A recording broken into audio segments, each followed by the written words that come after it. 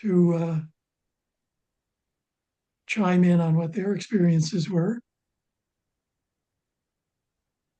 Feel free to unmute yourself and join the conversation here.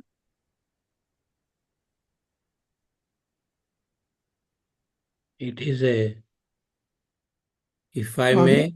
may, thank you. If I may take this occasion to thank all the people in this summit attending personally, as well as to the stalwarts who got us started. I joined it in 2008 with open ontology repositories, and since then I've been continuing.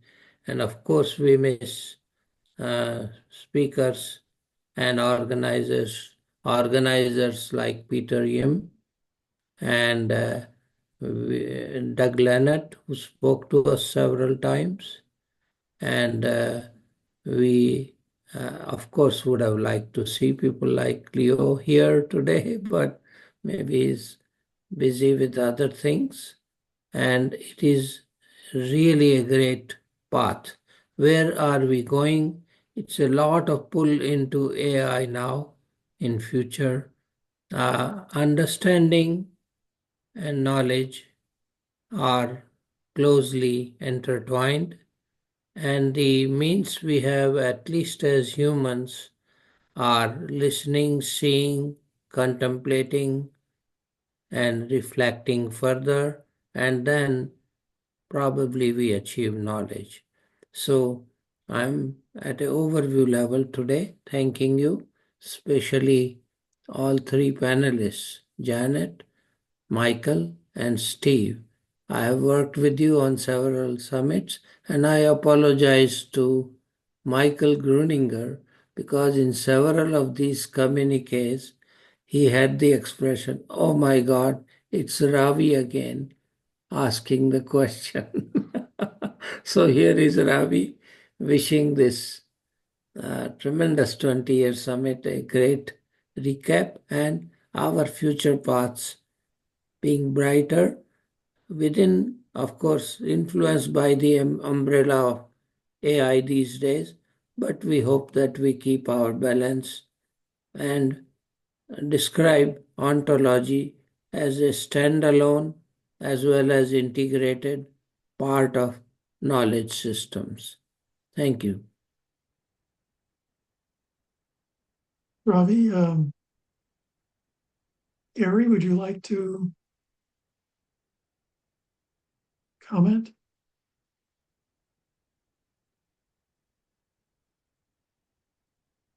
Gary didn't hear us, I guess.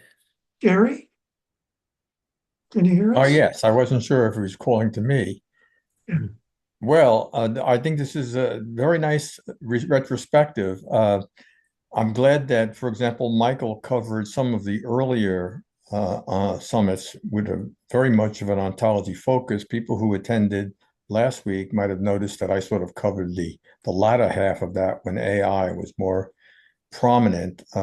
I do go back to the first summit, though I was a bit late for it, but I was part of the people agreeing with that. And again, it's as a cognitive psychologist, it's been interesting to follow the path of the pursuit of knowledge and meaning. And some of the speakers that I've organized with Ram for the next sessions will actually have a bit more to say about those future directions.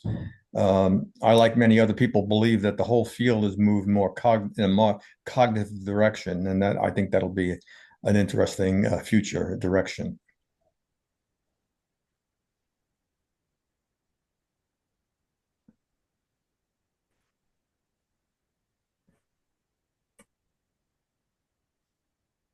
Hello. Can I have a short burst?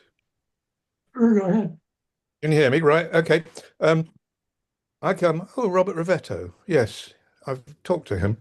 The my reason for using an ontology is not an interest in ontology as such. I fully reveal myself as some sort of a barbarian in this way, but I wanted a functional system.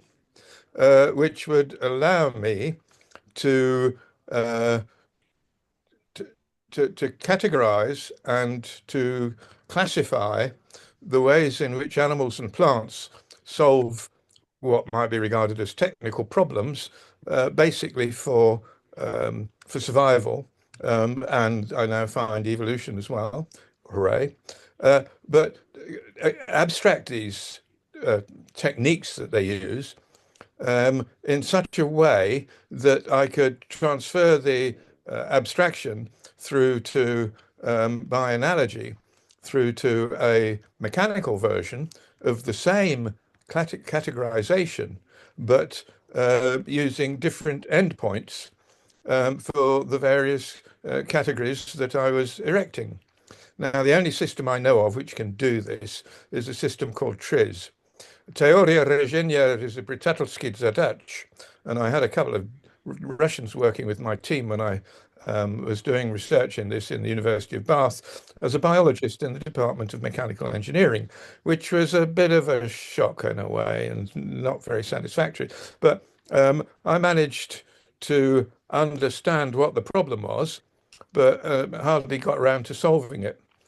I tried a database, and that, of course, was a load of rubbish. Everybody else was trying databases, and they were producing equal or even more amounts of rubbish. I gave that up after 2 weeks. I don't know how anybody can keep hanging on in there and not being able to see that what they're doing is not particularly, what shall we say, insightful. And then I heard about this thing called an ontology, and I thought, oh, that looks a bit more powerful than a database. And so I started putting my system into an ontology. I don't know that I've managed very well. I haven't made any use of all the power that an ontology can give me, mainly because I haven't understood really what it's all about. Janet Stringer tried to enlighten me during a meeting in Ohio quite a few years ago. I'm afraid I wasn't ready for such erudition at the time. Maybe knowing that this group exists and has, from what I gather of the recent comments just a few moments ago being made, there seems to be a drive towards not doing the sort of, shall we say, almost metaphysical understanding of what an ontology is supposed to do and how it's structured and who the greats were back in ancient Greece, but to try to work out how I can make use of all these tricks and teases to make my ontology into a truly world-beating system. I've published a few papers on this. And for those who actually could see the light, most people are terribly short-sighted, I find, then it did really seem to open a few doorways. I'm still trying to interest people, but it's only the brightest who seem to want to come along or able to see what I'm actually trying to do. I'm hoping that having discovered this little outfit, well, I don't know, it's a big outfit actually, this group of people, that I may be able to challenge you and say, right, well, I've got this system. It's based on a well-known engineering problem-solving system, this TRIZ thing, which is based on a dialectic approach. So I'm using trade-offs, some of which I have to define for myself because the people doing the research haven't defined them properly. But using trade-offs, which as I read through them and as the ideas of trade-offs develop alongside this within biology, are showing themselves to be a basis almost of biology for which there is no general solution.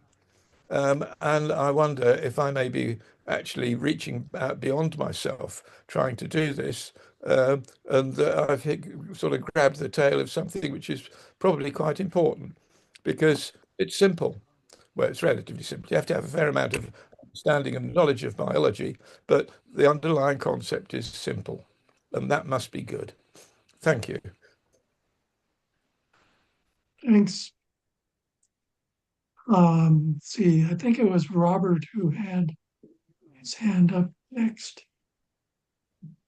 Robert? Thank you, Ken. Can you hear me?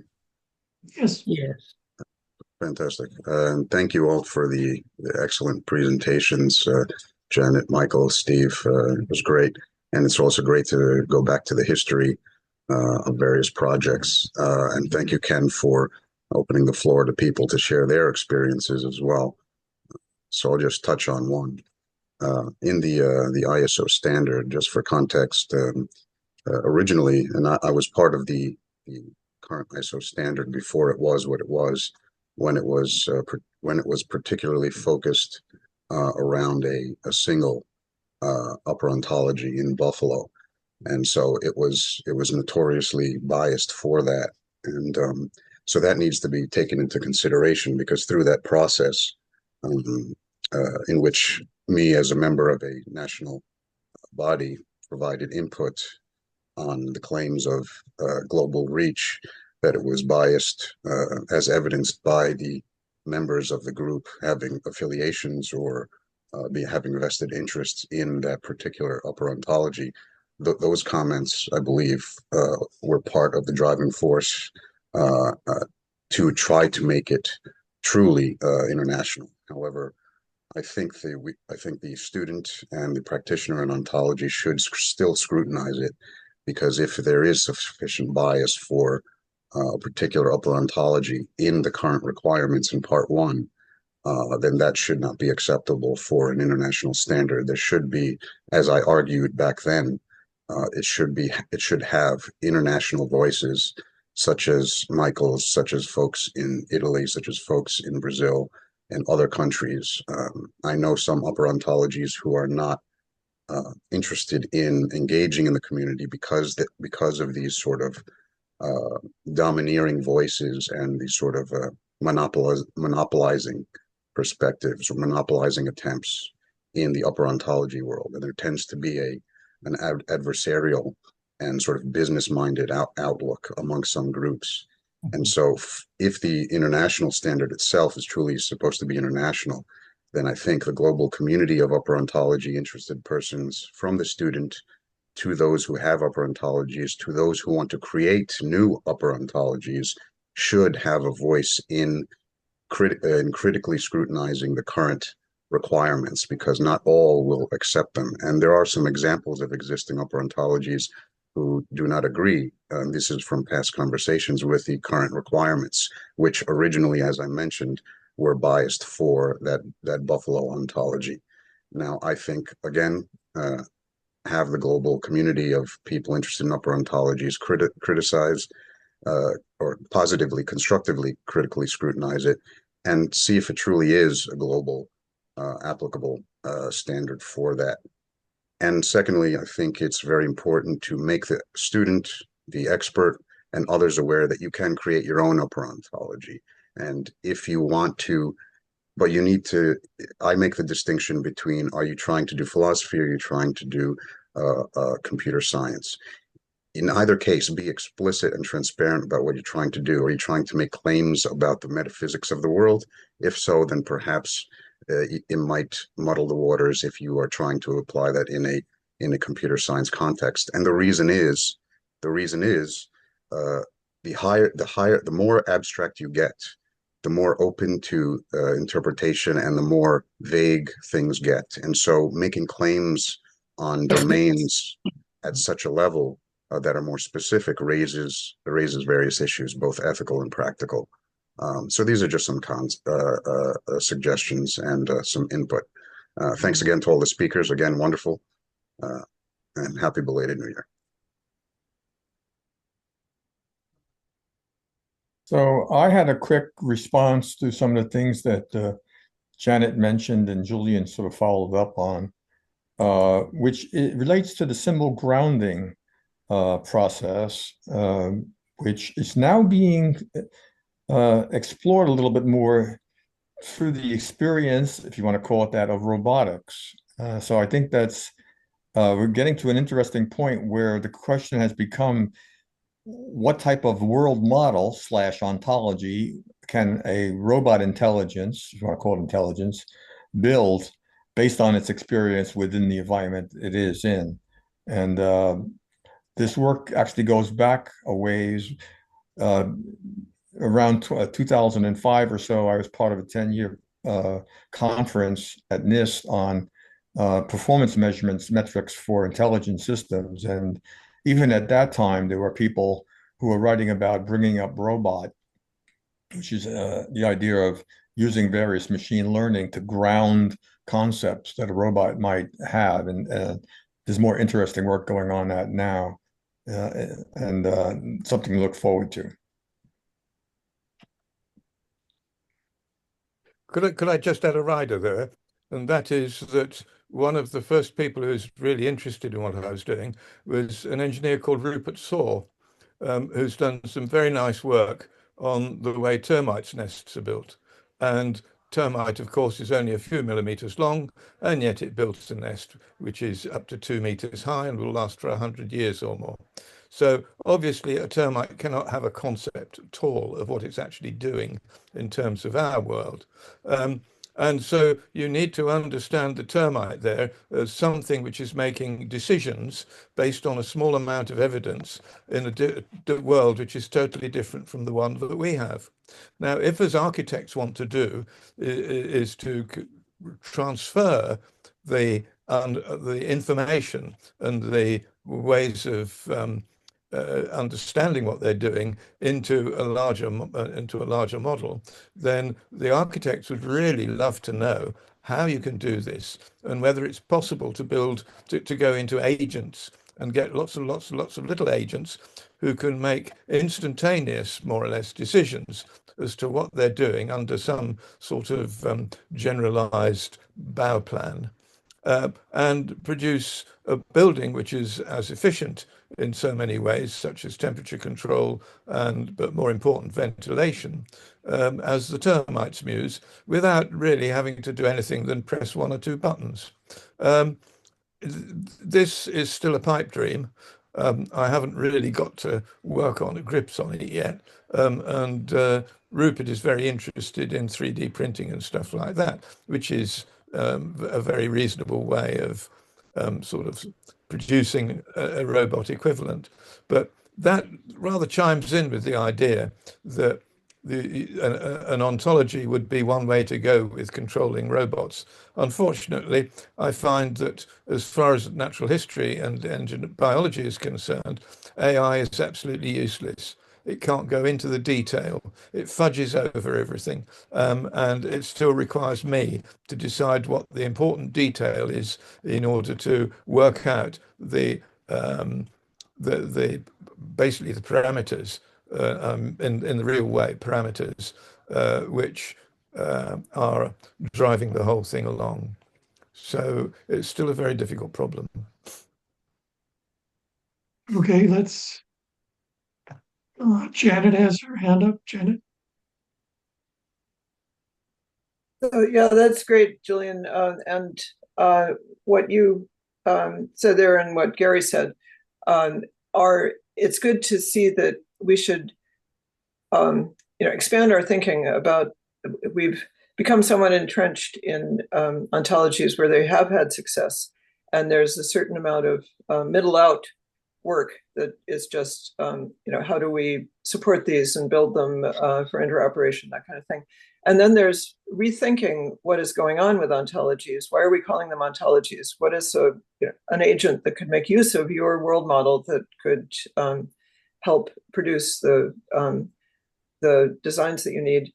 I think in answer to Rob, I think it's actually, if we went back to the foundations, we could find that Barry and John Soa actually agree on a lot, as we saw in the 2018 face-to-face meeting, where Barry Smith and John Soa had a confrontation. I forget what it was called. I came across the YouTube recently, where they found that they did agree on a number of things, even though they disagreed strongly on others. But people have gotten entrenched in certain formulations, presentations, products, whereas the deeper ideas, there's actually a lot of commonality if there were time and space to talk those through. and that could help provide more health for the whole community, and solidify everybody moving forward. So we have a few questions in the chat. Yes. Todd, was that you asked about something? Is that you asked about identifier? Todd? Michael, hi, everybody. That's just a general question I had for everybody on the call. It's an issue that has come up in the IOF. It seems to be very uh, not easy to resolve. But Jake Was asking if he could ask a question, Kenneth. Oh, yeah. Well, as for this question of identifier, one has to wonder why. I mean, why do you need an identifier? And you can't really say what it should be until you know the purpose. In fact, you should consider all the W questions, right? Well, it is in a context. It's So in you the need a context of the context. Industrial Ontology Foundry. Yeah, so it's Well, perhaps. you need a context before you could answer a question like that. So I don't think it's appropriate to take a poll because everybody's going to have their own context. Well, that's fine. I would just wanted to see if there was some commonality among people's interpretations. I understand Right. that everyone has their own context and perhaps biases. That's okay. When you go to use, I should say, when you go to publish an ontology and you have people that you have no idea who may use it, use your ontology, you have to take that into account in designing it to some extent, unless you're building an explicit application ontology. The IOF is building, if you like, mid-level ontologies, so we expect them to be used in ways that we may not imagine.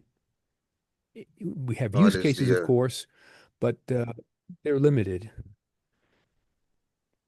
Right. So I Todd guess you is could the say the same in general about ontologies. I mean, why are you building the ontology?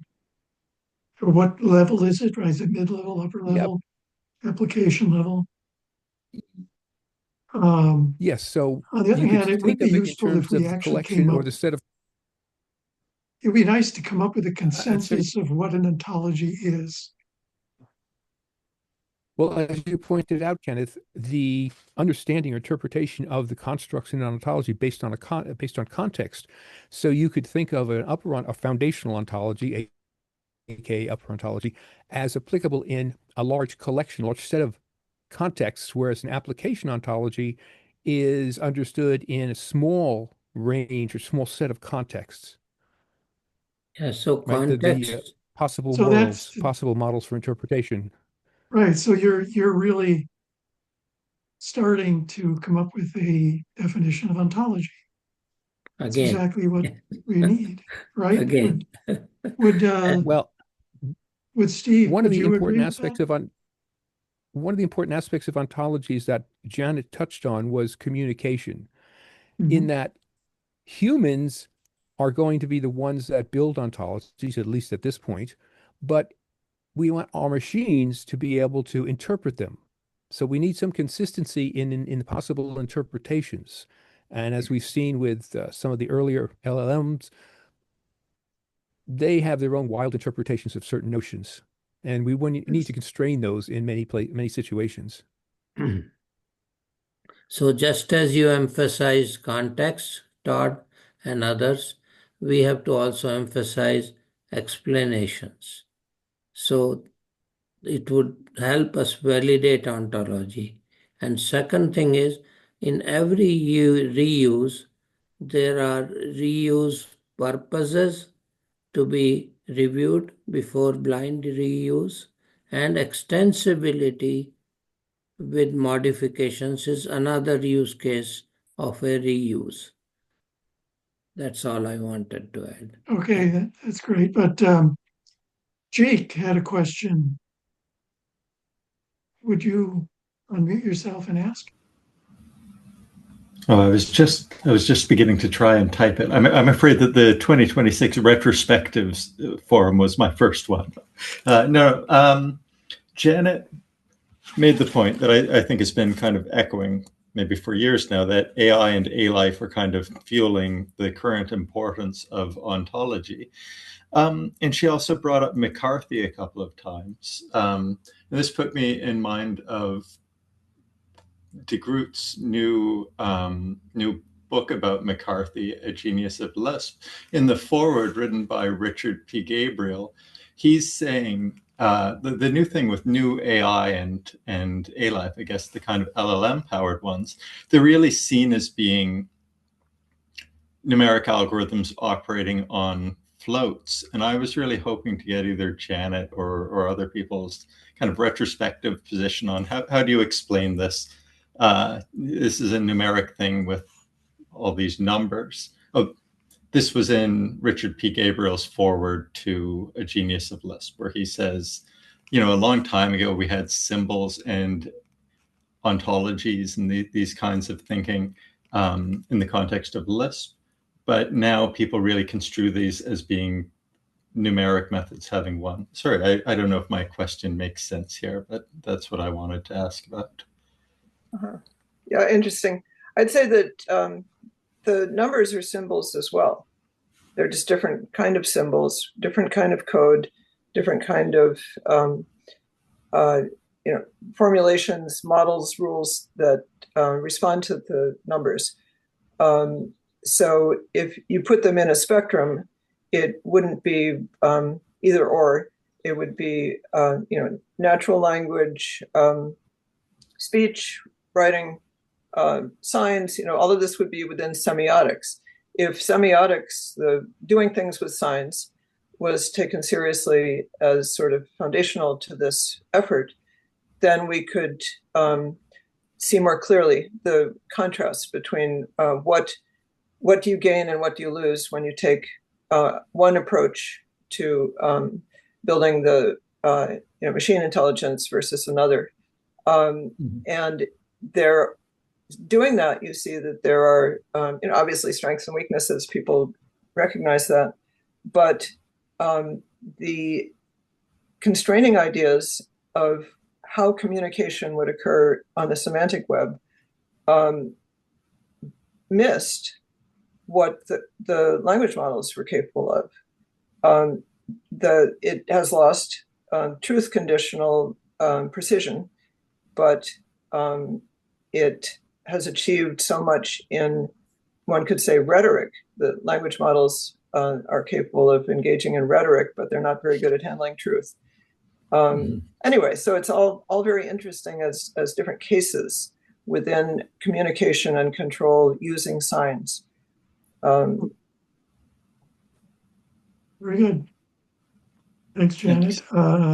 See, Gary was next. Yes, two things. One is that we are going to have, as part of the AI ontology track, Randy Goebel talking about editing foundational models, which gets at the combination of symbolic-oriented spaces with words and vector-oriented spaces for modern Gen AI. So stay tuned for that. I really raised my hand just to make a small insert into the potentially endless conversation about what is an ontology, and say that it is a mistake now to say that humans build ontologies and then they can be processed by machines. We all know now a bit about vibe coding, so that Gen AIs are capable of symbolic processing. That includes ontologies. So you can ask Gen AIs, and this I mentioned before, to do vibe coding for ontologies, not just for huge code sets. And that can be very interesting, if not productive. I've done myself, I mentioned this last time, so just some exploratory work on sort of harmonizing between ontologies, saying, how do you relate these, what's missing, and things and so forth. And they will produce thousands of lines of ideas, and you can have conversations about them. So you can do verification and validation and using the Gen AI itself if you have an agent-oriented approach. So I'll just mention that in passing. Maybe a little bit more of that will be talked about as part of the AI track. So Robert has his hand up. Thanks, Gary. Looking forward to your track. Yeah, Ram's not here now, but he has interesting things to say about AI and ontologies, and I'll have a few more things to add next week. Yeah, and we should make it clear. Everybody should So, come next week when we start the AI track. and so do we invite you all for interoperability, where Mike Bennett, and others will speak. I will also. Thank you. Robert, go ahead. Yes, hello, thanks.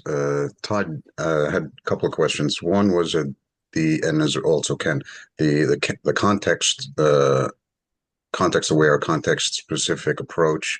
If there's a specific approach, or if there's more than one approach, or your approach, do you have? Is there any material or content that you might be able to share on that? It sounded quite interesting. I'm not sure if I got the full scope, but that's the first question. Is there any shareable content? And then the second question, Todd, is about, so I think you mentioned the industry foundries and whatnot. If is that still based on the same particular top level ontology?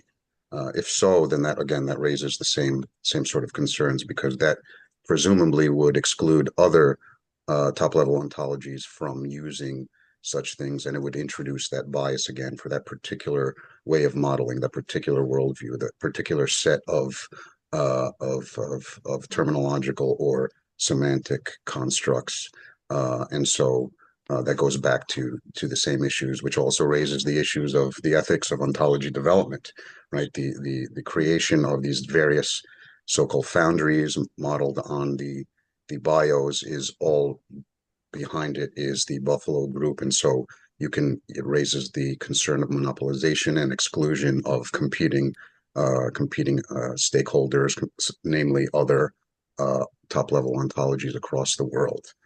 So those are just two points and questions. Over. Thank you. Okay, Robert, I'll respond quickly. There was a separate summit on contexts. So I'll point you to that summit. I don't remember which year it was. I don't know if it was 2020 or 2019, but whichever. It's there on our web pages. Regarding the IOF, the Industrial Ontologies Foundry, yes, the members of the organization, we sort of had a runoff to decide which foundational ontology we should base our work on, and BFO was chosen. What can I say? All foundational ontologies, I think, as what has been pointed out, have limitations. In order, though, to get some sort of interoperability, using a foundational ontology, I think, is a good place to start. I think the issue you raised about biases is certainly valid, but the other issue that should be taken into account is how strictly you want to adhere or follow a particular foundational ontology. They all have limitations, and then if you come upon or cross a limitation, how will the organization, the people, who are actually building or have built that foundational ontology, how are they going to respond to the necessary changes? And hopefully they will do it in an engineering fashion or engineered fashion rather than a theological fashion. I think that's all I have to say about that. That's great points, Todd. And so to clarify further context, I was also part of the IOF in early stages, and I actually was encouraging and also recommending that others in the wider top level ontology world be included from Europe to North America to elsewhere. And if you look at some of the particulars of the interactions and also the stakeholders involved, there was, as you say, a bias for that particular upper ontology, and there was significant resistance to contrary votes, at least when I was there, Robert, in my experience. that being said, Robert, I would like to see but Robert, hold on. I Yep. know you're familiar with Barry Smith, and you have to admit, over the decade or more that Barry has been just outright selling BFO, become very excellent at that job.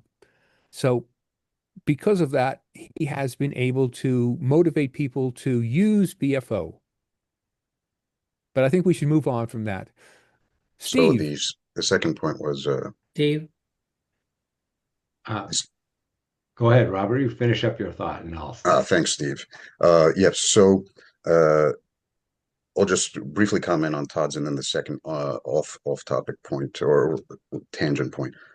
So I understand what you said. However, it does raise issues around, as I mentioned, the ethics of ontology development and how it is pushed, and whether it is actually there is sort of a fairness in regards to the inclusion and the consideration of other top-level ontologies, and whether there are actually structural biases or structural unfairnesses that go into the selection and also the spreading of particular ontology. So the issue of monopolization it comes into play. So those are important issues that need to be taken into consideration, and the student should be aware of that. They shouldn't feel forced, or just the user shouldn't feel forced to jump on the bandwagon if they don't agree. Then the other point is, you don't actually need to use an upper ontology for many things. So you can also create your own. So there shouldn't be any political or underhanded or otherwise pressures to, just because someone is good at marketing or someone has a lot of money to spread their product. And if it is an academic setting, it raises the question of why such a monetary focus and a product-centric focus. Then the last point is, I would like to certainly see frameworks and systems whereby perhaps we can interchange, if the use of upper ontologies is done in a particular framework, in a particular information system. I would like to see a system whereby you can perhaps either mix and match or swap in and swap out without any downstream negative impact on the data annotation and other applications. So that might avoid all of these other contentious business-minded adversarial approaches. If you can swap in upper-level concepts or your own, that would be an interesting visioned framework. Thanks again. Over. Yeah, this is Steve. I will say that I completely agree that I would say the majority of integration efforts of ontologies don't require agreement on the same upper ontology. I'd say for pragmatic applications, in fact, I think Doug Linnett said this at the 2006 summit. He said, middle ontologies is really where we need to think about interoperation. You can think about the universe and time and space and everything else in all kinds of different ways, but you can still do financial transactions or manufacturing engineering or something like that quite happily at the middle level. So I would agree with Robert's mention of that. From an experiential point of view, this QUDT ontology I've been working on for quite a while now, units of measure, is adopted by lots of different people, even though it turns out we don't align with the way we treat things as with the BFO. The IOF group itself has built a guide for how to use QUDT, even though it doesn't align at the upper level. There's a mapping process. Todd, you may be familiar with that Milos, among others, wrote a little guide for that. I think that's it's kind of the fact that you can still use it. You're compatible at the middle level, even if, and we don't even have an upper ontology for QUDT, and in fact, some other standards use QUDT, don't have an upper ontology. They're standards for a variety of things. So I'm kind of take a pragmatist view of that. That's all. Thank you. Thank you, Steve. Very valuable.